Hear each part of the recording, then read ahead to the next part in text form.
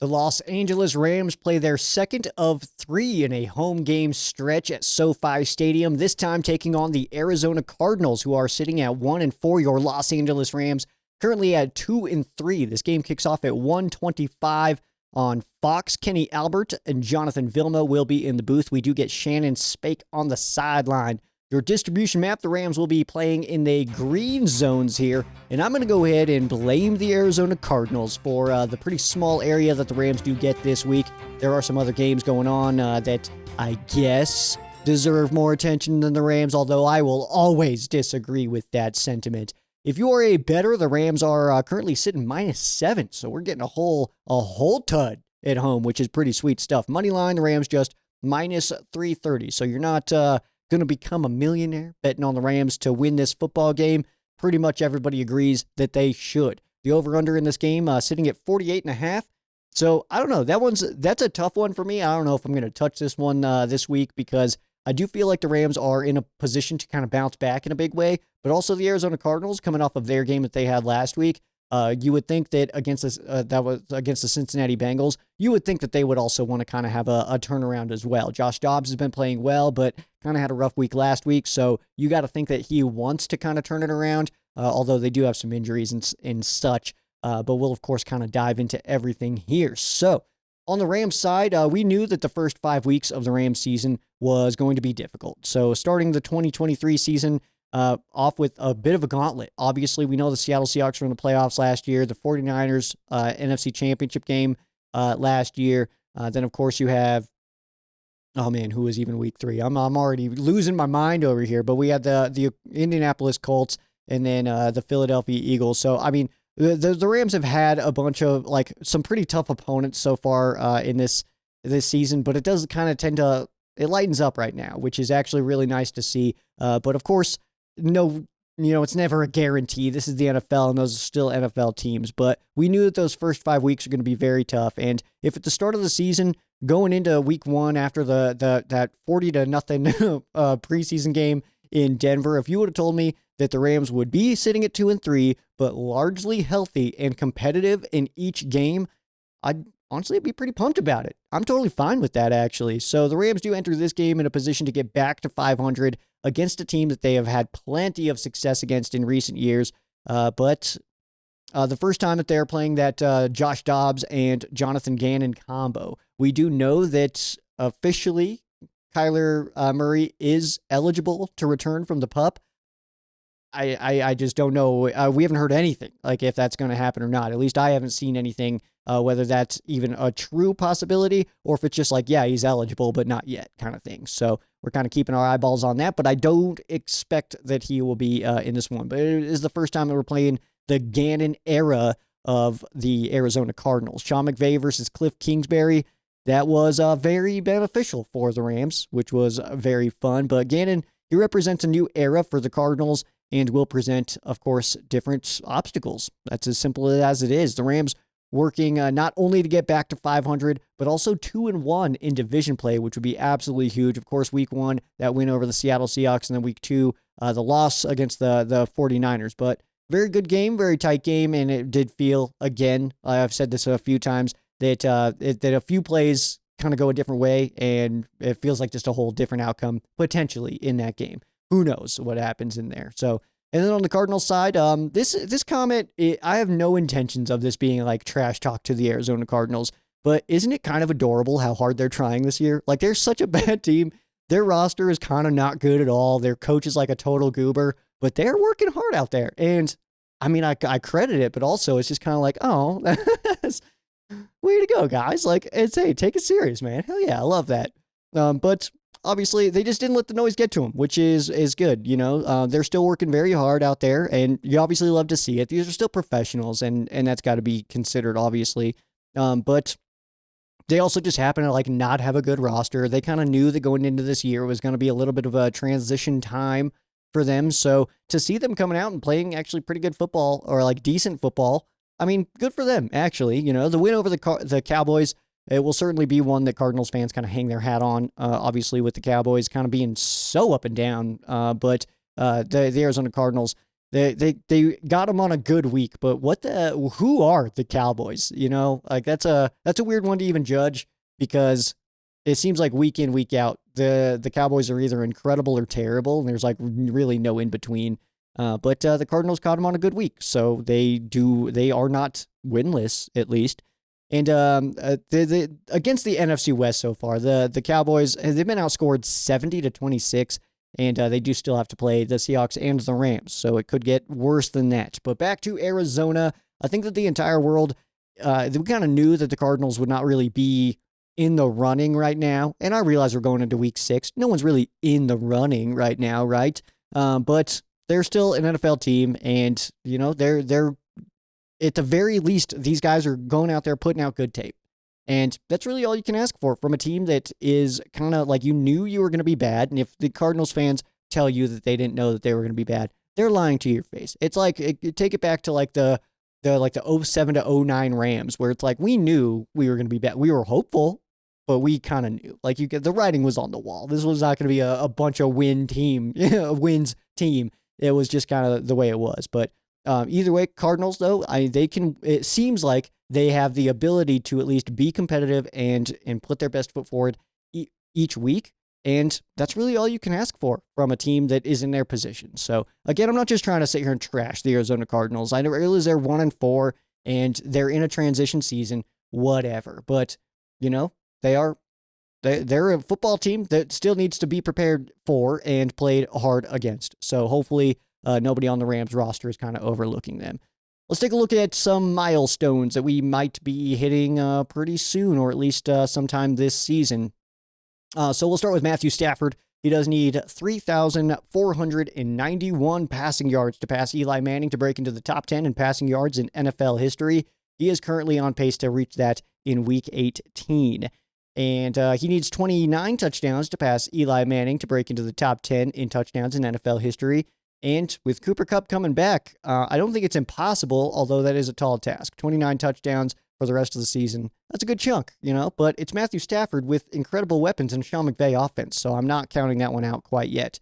And he does need 817 yards to pass Matt Ryan for second most in his first 200 regular season games. He's sitting at 193 right now, so it's right around the corner, and he should be able to reach that, barring some kind of, just stretch where he's only throwing for 70 yards a game or something like that. And I just don't anticipate that.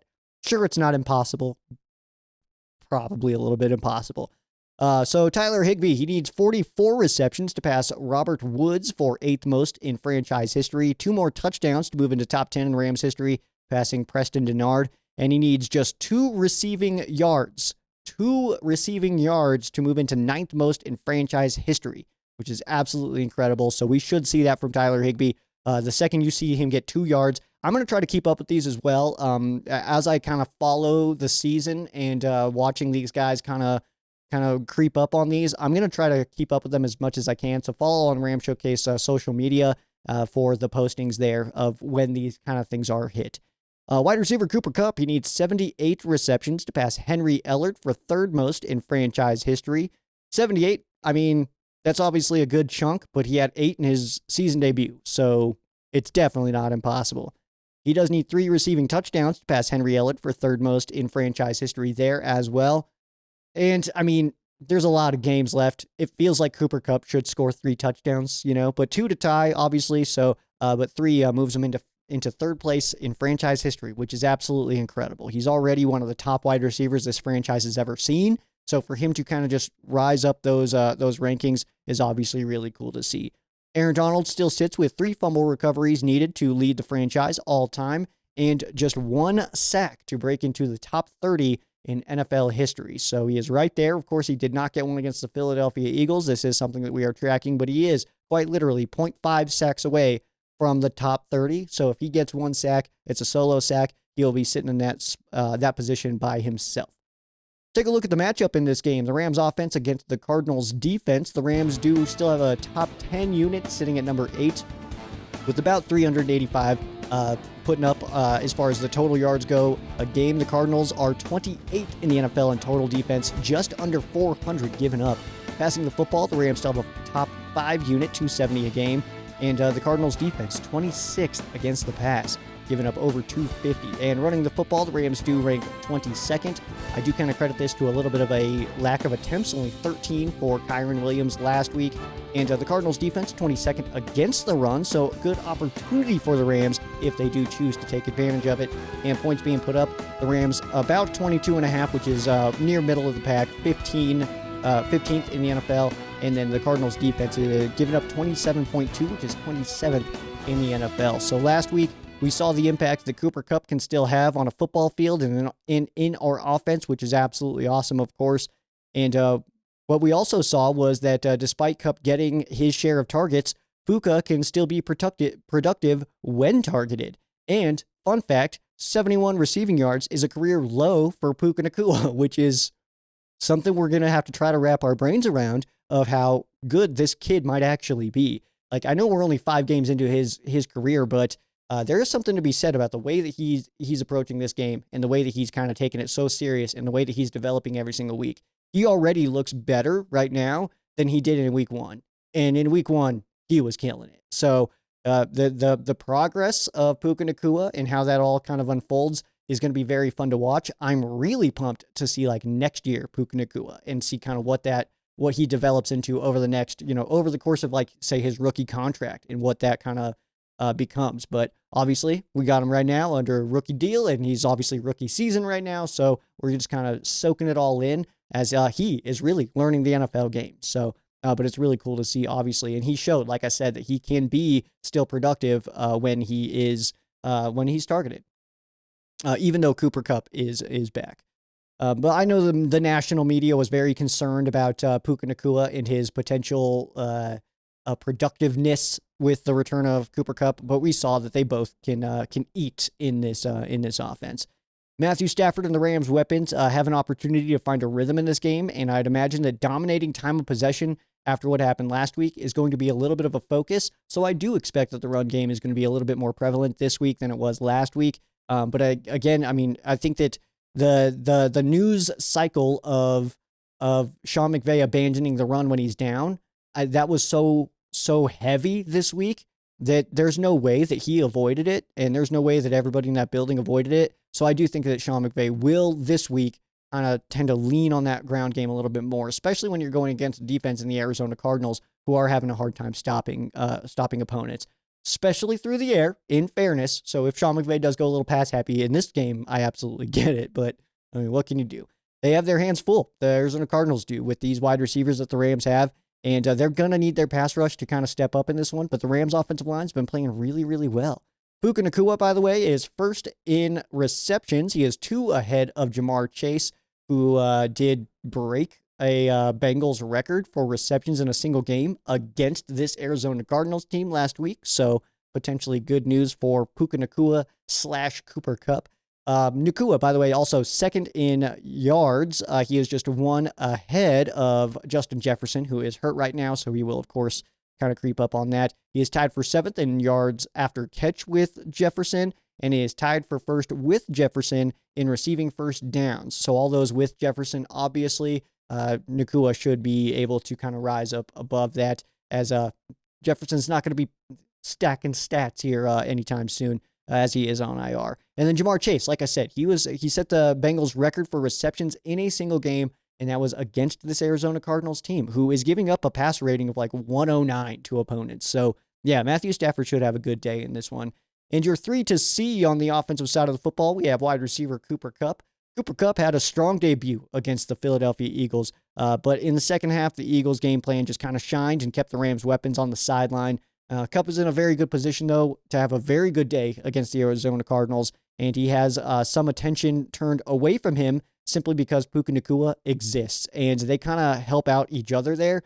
And now with Van Jefferson getting shipped off, I do think that Tutu Atwell, he kind of got a bit of a vote of confidence this week, right? So like we ship off a veteran to be like, no, this guy has kind of broken out this year, so he's going to do it. And I think that attention, trying to cover all these guys against a team who's had trouble covering anybody, that's very good news. So Cooper Kupp is the one I put on there because, well, we all love Cooper Kupp here, but all 3 receivers really should be kind of in that conversation. Next up is going to be Kyren Williams. Kyren Williams is a very talented, albeit underutilized running back. And when the Rams are running the football, they tend to win more football games. And with the number of Rams rushing attempts in relation to the score, Sean McVay has almost certainly heard this and will almost certainly be more patient with the run game this week. That's what we hope for, at least. And the ground attack does need to be a little bit more of a priority in the game plan. And this is the perfect opportunity to try to get that aspect of the Rams offense rolling a little bit, because it absolutely needs to be part of what the Rams are trying to attack, is you on the ground, right? And then that brings us to the offensive line. I'm a big fan of Noteboom, by the way. On the inside, I think is mainly also where, although when he fills in for left tackle, he's so good. But when he's like, you're our left tackle, then he's not. I don't know what that's all about, but I love him on the inside as well. But I do think that Dotson being at right guard, it might give the Rams their best offensive line. That might be the Rams' best five, with Jackson, Avila, and then Shelton, and then Dotson, and then Havenstein. I think that might be the Rams' best five. But, of course, it's not up to me, so we'll just kind of see what happens. But I said it before the season started, and I stand by it. The Rams' offensive line it's got incredible depth, and is absolutely one of their strongest units right now for this team. But last week, we did see some adversity with Shelton and Havenstein both going down. Both are expected to be fine, but with Warren at right tackle, he was put in a really tough spot late in the game. They're trying to close out the game. We're trying to just get a little bit desperate there. And, of course, on that final play, that final sack, I don't remember if it was Williams or if it was Ronnie, but whoever that was did not do a good enough job on chipping and helping out Warren. Yeah, you got to back up right tackle there. I mean, you got to do a better job of helping him out. But, I mean, that's just the way it is. But this week against a weaker opponent, the Rams' offensive line is definitely in a good spot to dominate that defensive line a little bit. So I'm pumped about it. Let's move over to the other side here. We have the Arizona Cardinals offense versus the Rams defense. The Cardinals are 20th in total offense with a little under 340 a game being put up in total yards. The Rams defense a top 12 unit still, although that did take a hit from that last week against the Philadelphia Eagles. And passing the football, the Cardinals are 29th in the NFL, almost 186 a game. The Rams are 15th in the NFL against the pass. And running the football, the Cardinals are 6th in the NFL, 143, a little over 143 a game. The Rams are 20th against the run. And points being put up, the Cardinals are sitting about 21.5, which is 19th in the NFL, and the Rams giving up about 21.5, which is 16th in the NFL. Straight across the board there, 21.6 for both of those teams' averages. So if the Cardinals score 21 points, that does check out. But of course, there's like each matchup is a totally different animal. And I don't know if I see the Cardinals putting up 21 against the Rams, but obviously we'll kind of see what happens here. But the Rams defense had trouble getting off the field last week, especially those third downs, man. They were just Philadelphia was just eating it up. So that was obviously something we'd like to see change a little bit. That time of possession was a problem last week. But we were playing against a team with fewer weapons and overall a weaker offensive line. And that Eagles offensive line is no joke, man. They're good. And I think we kind of saw that with like if they doubled Aaron Donald and then nobody else could win a one-on-one, which, I mean, come on, win your one-on-ones. But at the same time, I mean, the Philadelphia Eagles, we talked about it last week in our game preview, they were supposed to win that game. They're one of the Super Bowl favorites. Like, they were supposed to come into LA and beat the Rams. And they did it only by 9 points in a game where it felt like the Rams were kind of always right there. Like, if something happened, if a big play happened at any point, that the Rams were able, like, potentially able to turn that game around. So I'm not mad about it, really. I mean, again, I kind of said it before, but it's like 2-3, pretty healthy and competitive in every game so far. I'll take it. I will totally take that all day. But either way, back to the Rams defense here. It was an exhausting week against the Eagles. They kind of just kept marching down, kept their defense on the field. So the Rams, I would hope, and maybe I'm just trying to put that out into the universe, that they'll be a little bit more aggressive this week. They kind of let the Eagles come to them also, and I didn't like to see that. So this week against the Arizona Cardinals, this is a team you can attack, so I would like to see that happen. And the Cardinals offense, they've been able to find room on the ground, but of course, James Conner, he is on IR, so that's a big hit to this Rams offense, or the Cardinals offense. And also their backup running back, he is questionable in this game right now. He did miss, I think, the last 2 weeks, but they are saying that he should be back this week. But overall, it's a stable of guys who are pretty inexperienced. I think behind him is like an undrafted rookie, stuff like that. So the Rams do have an opportunity here to kind of close down this Cardinals offense, especially if they cannot run the ball now that James Conner is down. Kyler Murray, like I mentioned earlier, is technically eligible to return from the PUP list, but there is no indication or conversation about this potentially happening, at least none that I've seen. Your 3-2C on the defensive side of the football in this one, we're going to start with Ahkello Witherspoon, who just keeps getting it done, man, right? Like, this guy's absolutely incredible. Witherspoon is showing to be one of the better additions of this offseason, which is, it totally catching me by surprise here. When the Rams signed Ahkello Witherspoon, I was kind of like, oh, man, like, I want to see these young guys. That's wrong. Like, my whole assessment of the Rams bringing in Ahkello Witherspoon is completely butchered, and I'm totally fine with that because that dude is awesome out there. And Marquise Brown, he's going to have to cover, Witherspoon's going to have to cover Marquise Brown, I'm sure, quite a bit. And Marquise Brown's doing fine, but I think it was the targets to receptions last week was pretty drastic. I think it was like 9 targets and only 4 receptions, something like that. So Witherspoon, obviously, he's just kind of shutting people down. So hopefully that can just continue. But obviously, Brown's got a lot of speed, so that's something that we'll have to watch for in this one. I saw this stat. I'm sure you saw it maybe as well on X, but Witherspoon allowing a 36.7 passer rating when targeted. And for reference, an incompletion on every single throw is 39.6. So yeah, Witherspoon is playing so well right now that it is quite literally better to throw the ball into the dirt than to try to test him. Like, that stat is blowing my mind right now. And it's absolutely fun to talk about that if you just threw the ball away, just throw it into the stands, throw it to me sitting in row 3 over there, then that's better. That is a better option than trying to get it past Ahkello Witherspoon, who is just shutting people down. Love that. Next up in the 3-C, we're going to go with Michael Hoyt. Michael Hoyt is off to a rough start. All right. I think we all kind of know that. It's very clear to everybody here that Michael Hoyt, he's having a bit of a rough start to this season. All right. But if the edge rusher position, this is my whole point on Michael Hoyt. We talked about this on Ram Showcase live streaming on YouTube and Facebook on the Ram Showcase pages every Monday. Times do change, but just keep up with those pages and you'll get those notifications. But if the edge rusher position in a Raheem Morris defense is expected to cover tight ends and occasionally wide receivers, then I think it's safe to say that Michael Hoyt cannot perform these duties, therefore should be replaced. Because if coverage is part of that position, then he can't do it. Simple as that. To put Hoyt is a converted defensive lineman, all right?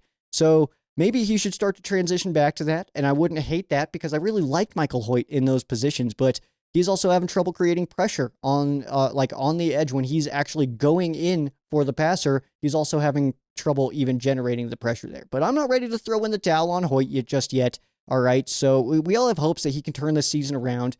And I don't hope for any Rams player to perform poorly. But when they are, I'll call him out. You know that by now, right? Sean Mannion, Tutu Atwell. I'm looking at you, but Sean Mannion, obviously he left and all that stuff. And Tutu Atwell, I've changed my tune on Tutu, which is awesome. And I like to think that I gave him the nickname Tutu Train. I realize that that's probably not true, but I'm going to stick with that because it's fun. But Michael Hoyt, obviously, we hope he turns this around and kind of like finds that spark that just like maybe it's something he's missing and then he's just going to turn it on. I just don't think he's fast enough really to cover these guys. This Goddard, 30 yards down the field. We got Michael Hoyt trying to cover him. That's just bad news. That's just bad news. And we've already seen that when Michael Hoyt is covering somebody, that player is going to get targeted.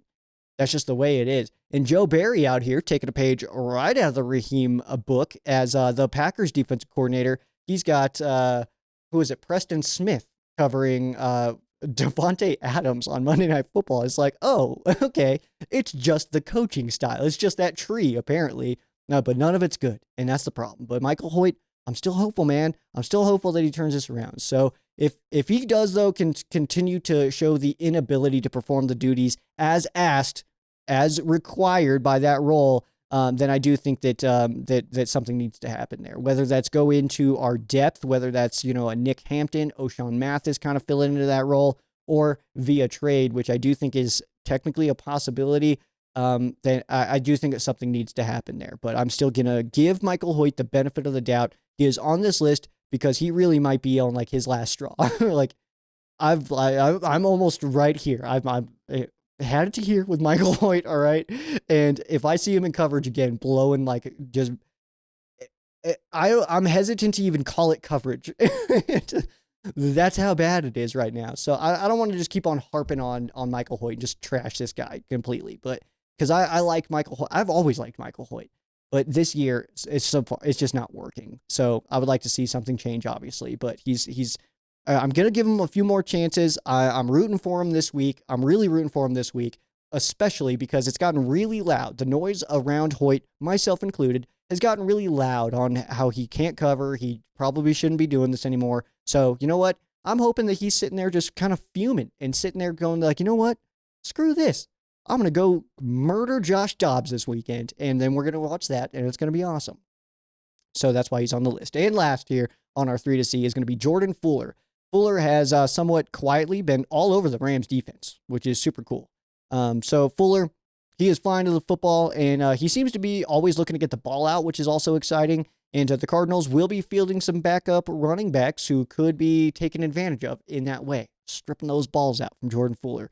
And Fuller also leading the unit to stop the Cardinals' pass attack that has weapons but has not shown the ability to consistently move the football down the field. This game is a really good opportunity for the secondary to give Matthew and that offensive crew the football back in really good field position, because I've talked about that a lot as well. Like we tried to play the blame game a little bit on Ram Showcase Live about is it the offense's fault? Is it the defense's fault? And I kind of take the approach of that it's both. I mean, it's a team game and both sides needed to do stuff. That even when the Rams were getting a turnover, it was a touchback. So it's like, yeah, we get the ball back, but we're also at our own 20. At no point were we getting like a pick from Kobe Durant that sets us up at the 30 and we only need a little bit to go. Something like that, So obviously we want to see that kind of turnaround.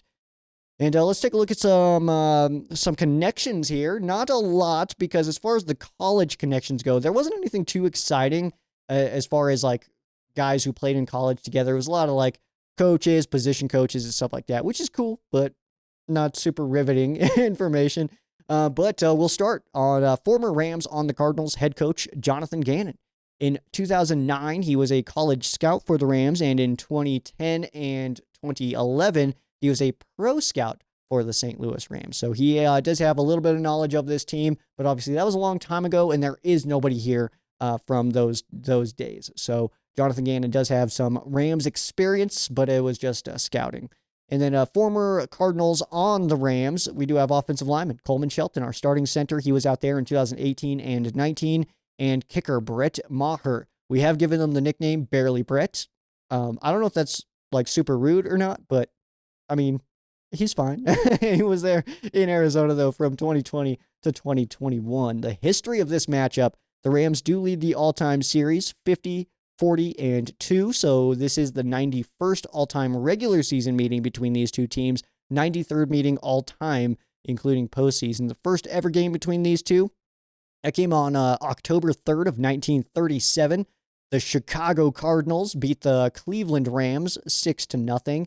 And we've seen a lot of different matchups in this series. Cardinals versus Rams has a lot of different iterations. So we've seen Cleveland versus Chicago, Los Angeles versus Chicago, Los Angeles versus St. Louis, Los Angeles versus Phoenix, Los Angeles versus Arizona, which only lasted one game before the Rams moved to St. Louis, and it was St. Louis versus Arizona. And then, of course, now we are back to Los Angeles versus Arizona. Since returning back to Los Angeles, by the way, the Rams are 12-3 against the Arizona Cardinals. That does include that wild card game in the Rams Super Bowl run where they just kind of dominated the Kyler Murray-led Arizona Cardinals team on their way to hoisting the Lombardi at SoFi Stadium. One of the best days of my life. Hell yeah. And, of course, the most recent game between these two kind of turned the tides just a little bit, I guess. I mean, I guess we can say that. I don't know if I feel confident saying that, considering, I mean, law of averages is going to come into play at some point. But the most recent game between these two, the Cardinals did win 27-17. That game came last year, November 13th of 2022. So that is your game preview. We got the Arizona Cardinals coming to town to take on our Los Angeles Rams. Should be a fun one. I'm excited about this game. Division games are always kind of a toss-up. You never really know what to expect out of them. Yeah, that's about it for that. So if you are watching on the YouTube channel, you want to check out the full podcast. We're getting into fan quesos after this. Then just find the Ram Showcase podcast wherever you already find your other favorite podcast, and just search it up there and listen to the whole thing. All right. And leave a like below if you liked this content. If you did not like this content, leave a dislike and let me know in the comments what you would like to see me do better. Other than that, we'll take a quick break here and get into fan quesos on the other side.